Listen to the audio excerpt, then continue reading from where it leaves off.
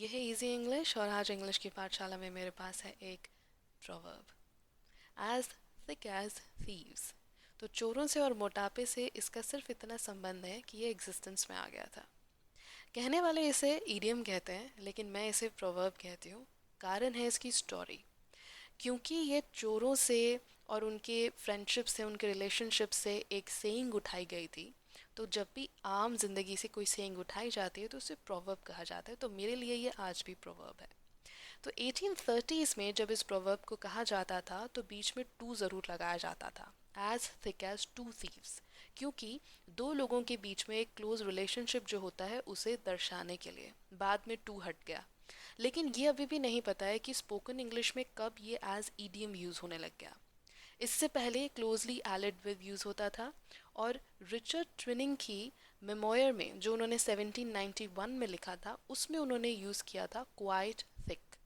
Also three in a bed, peas in a shell, inkle weavers, ये सारे phrases भी use होते रहे हैं। लेकिन सबसे ज़्यादा जो प्रचलित है वो ये है एज थिक एज थीव्स। और इसीलिए ज़्यादातर ये जो क्लोज बॉन्ड, क्लोज रिलेशनशिप को दर्शाने के लिए यही ईडियम यूज़ होता है।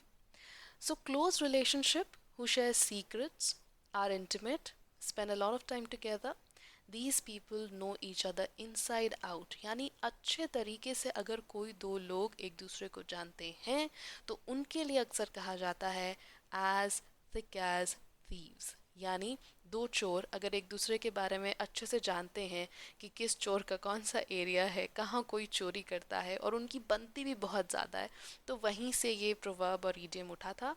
हिंदी में कहा जाए तो करीबी सहयोगी, दो लोग जो एक दूसरे के बारे में अच्छे से जानते हों।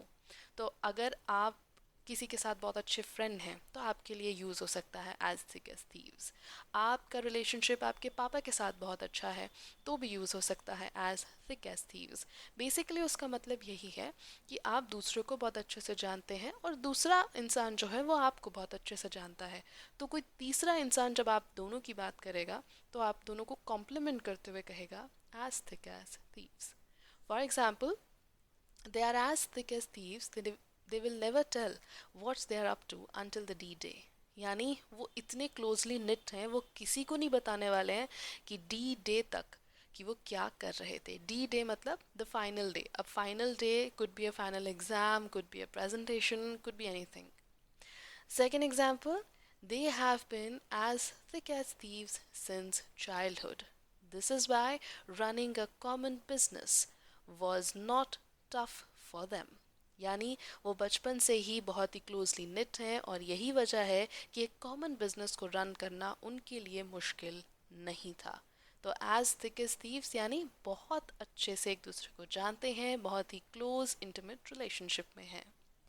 एक और example, they were thick as thieves since decades, but now they do not see eye to eye. It has been very ugly for both of them। यानी डेकेड से वो एक दूसरे के साथ थे, एक दूसरे को जानते थे, लेकिन अब उनकी बातचीत नहीं हो रही है और ये दोनों के लिए ही बहुत ही बुरा अनुभव रहा है। ठीक है, I hope you got it. तो ये था आज का प्रोवर्ब या आप कह सकते हैं idiom. Thank you so much for watching. Please like share subscribe. ये है इजी इंग्लिश और आज इंग्लिश